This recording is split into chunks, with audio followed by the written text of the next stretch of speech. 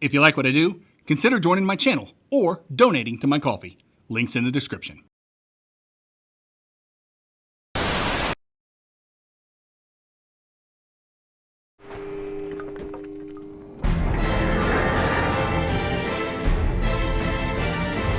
His weapon was far too large to rightfully be called a sword. It was larger, thicker, heavier, and cruder than any normal blade. By all accounts, it was no more than a hulking mass of iron. Amazing!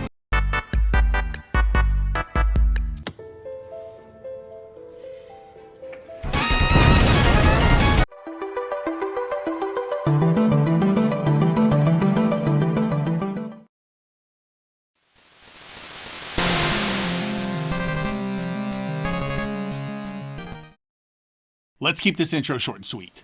GIGASWORD is a game about a giant sword. That's all I need to know.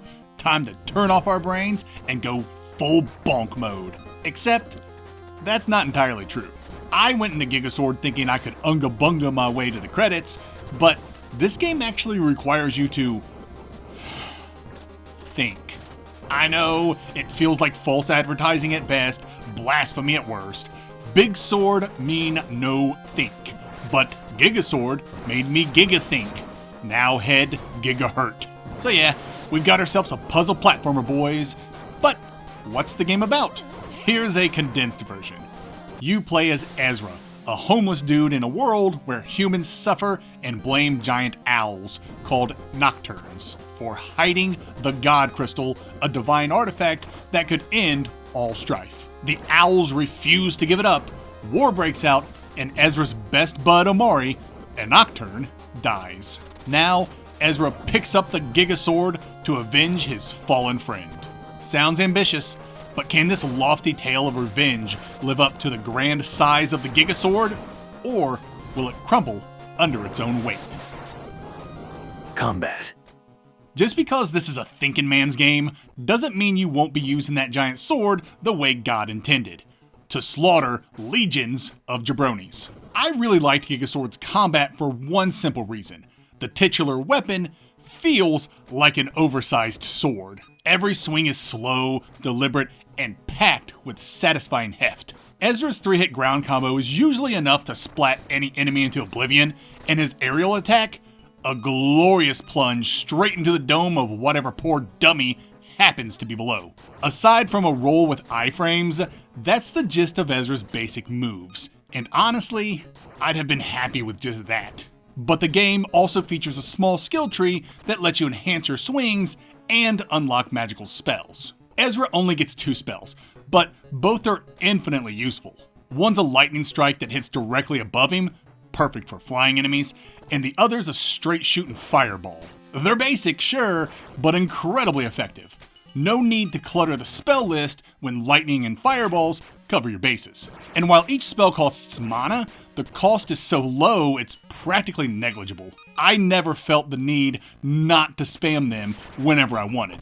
As for enhancing your GIGASWORD swings, you're basically adding more projectiles to your arsenal. At full health, Ezra's basic attack shoots a spark along the ground, great for long-ranged death dealing. And that plunge attack, you can upgrade it to send out shockwaves. These are solid for ranged damage too, but I found them most effective up close. If timed right, you can hit an enemy twice, once with the sword during the plunge, and again with the shockwave. My only gripe? The shockwave isn't always reliable. Sometimes it failed to proc, leaving me stuck in the ground without the follow-up, and that's a bad place to be. But it's cool. You can unlock the ability to heal yourself. The heals work just like Dark Souls Estus flasks and restore 100% of your HP, which is really nice. The last thing you unlock is a rage meter, I guess. It's a green bar that fills as you kill enemies, and once activated, it doubles your damage for a limited time. It's a solid mechanic, and I mostly saved it for boss fights. Speaking of boss fights, the bosses are great. They strike a nice balance between testing your combat skills and your gray matter. I never found them too challenging, but they were engaging and fun to learn, which is my sweet spot for boss design. I've never cared for overly punishing bosses. Just give me a fight I can't face tank. One that forces me to use every tool I've got, and I'm good. GIGASWORD's bosses do exactly that. They'll challenge you, but they won't grind your progress to a halt. That's it for combat. GIGASWORD's combat is a glorious blend of brute force and brain power. Every swing of Ezra's oversized blade feels deliberate and satisfying, backed by a tight arsenal of spells, upgrades, and utility mechanics that keep fights fresh. From spark-flinging slashes to shockwave-enhanced plunges, the game rewards timing and positioning without overwhelming complexity. Bosses hit the sweet spot, challenging but fair, and the healing and rage systems round out a combat loop that's as thoughtful as it is thunderous. Abilities. Platforming. It's time to dive into the puzzle platforming side of GIGASWORD. And to do that, we need to understand how Ezra moves. He operates in two distinct modes, GIGASWORD and empty-handed. While wielding the GIGASWORD, Ezra's jump height is drastically reduced, as you'd expect, and he loses the ability to grab ledges. Drop the sword though, and his mobility skyrockets. He can jump higher, swim, grab ledges, pull levers, crawl into tight spaces, carry lanterns, you name it. And that's just movement.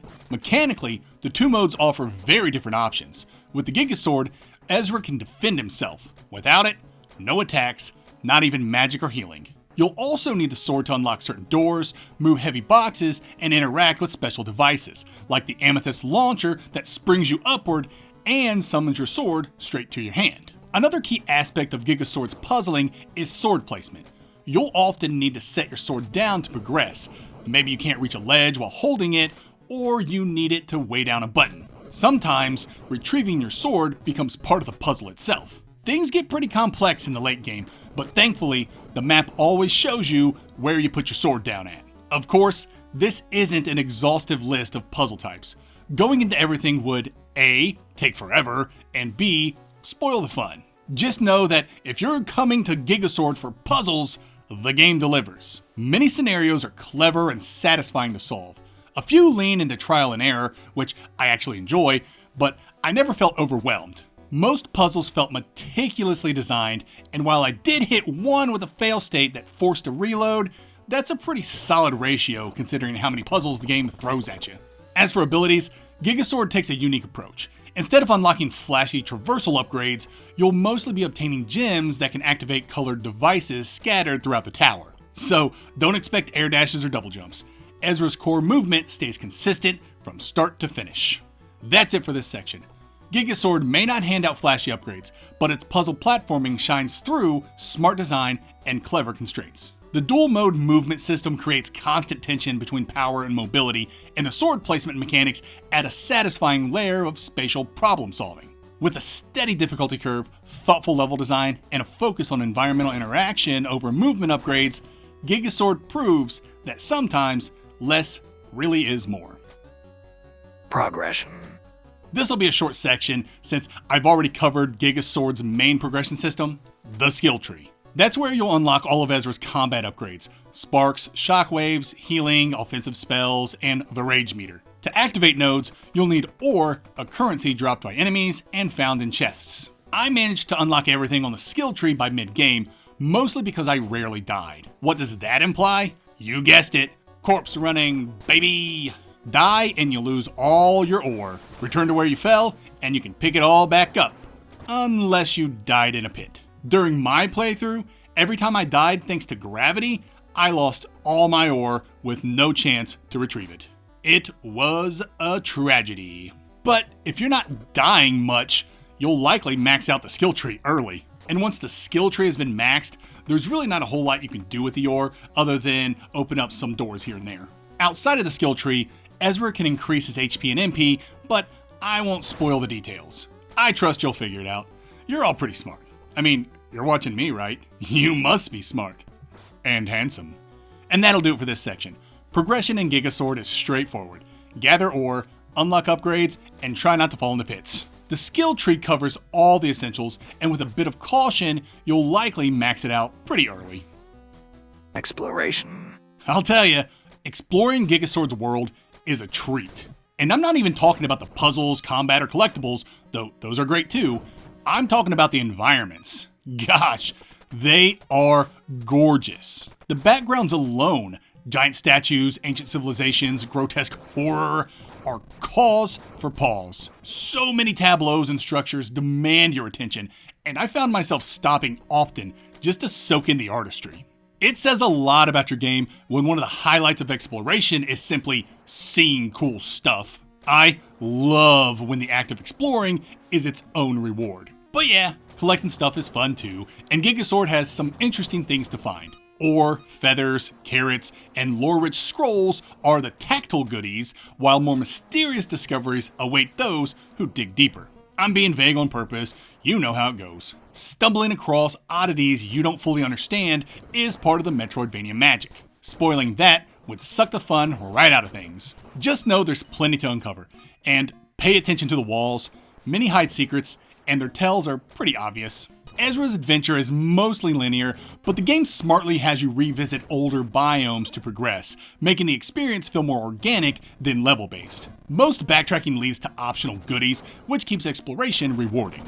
The map does its job, mostly. It's blocky, but it labels key features like one-way doors and sword-locked gates. Unfortunately, it doesn't let you pin locations, which is frustrating given how much ability teasing the game throws at you. There's no way to mark spots for later, and that stings. Worse yet, there's zero fast travel. This world isn't small, and while there are plenty of shortcuts you can unlock to help you bypass solved puzzles, there are still moments where redoing sections feels tedious. Thankfully, that's rare. To the game's credit, if you stick to the critical path, you won't even notice fast travel is missing. It only becomes a pain when you go secret hunting. That's it for exploration. GIGASWORD's world is a joy to explore, visually stunning, thoughtfully layered, and full of secrets. While the lack of fast travel and map pins can make secret hunting a bit clunky, the game's smart design and rewarding backtracking keep the experience engaging. Whether you're marveling at ancient ruins or uncovering hidden carrots, exploration here isn't just a means to an end. It's a part of the magic. Atmosphere, narrative. I kinda already dipped my toes into atmosphere when I talked about the game's gorgeous environments and background assets. But it bears repeating, I love looking at this game. The pixel work is absolutely incredible. From character and enemy designs to everything in the foreground and background, GIGASWORD is a visual feast with tons of environmental storytelling. And the cutscenes, gotta love them.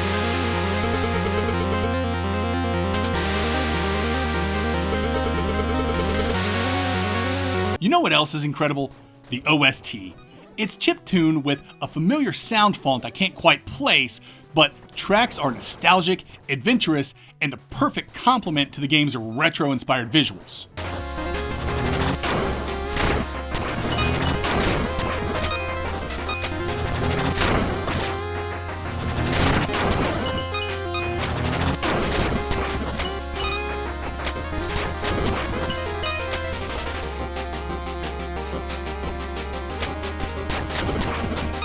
No joke, some of these tracks are Mega Man X level good.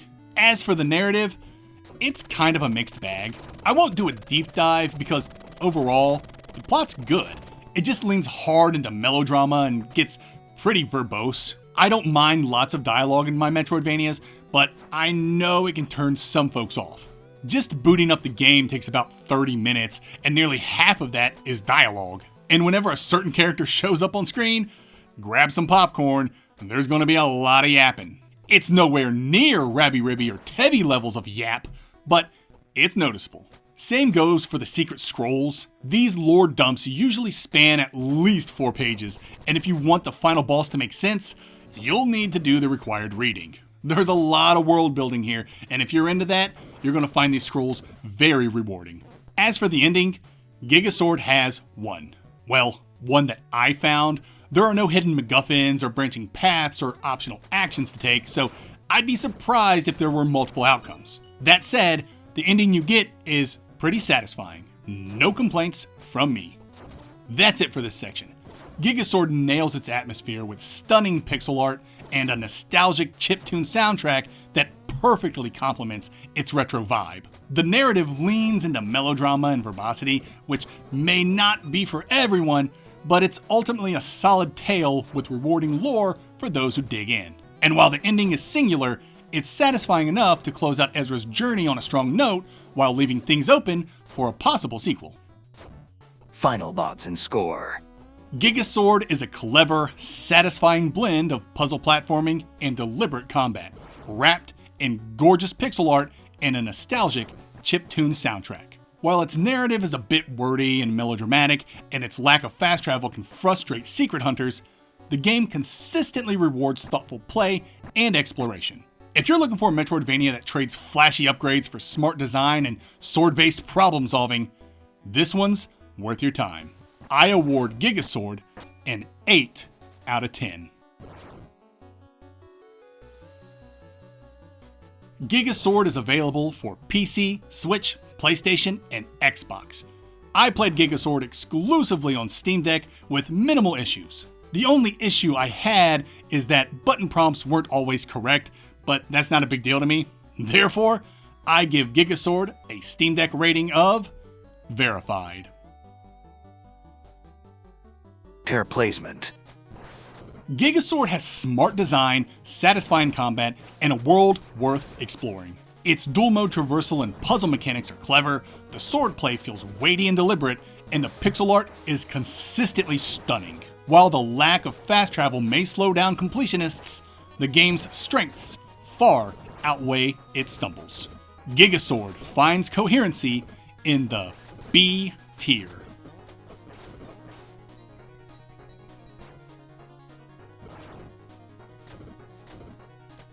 On a more personal note, if you've been watching my videos for a while, you probably know that puzzle platforming Metroidvanias are not my favorite. So, for what it's worth, GIGASWORD might be the best puzzle platforming MV I've played on a gameplay level.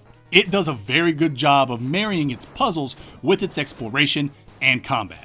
Being able to nail those aspects is very important, and I think that's something we can all agree with.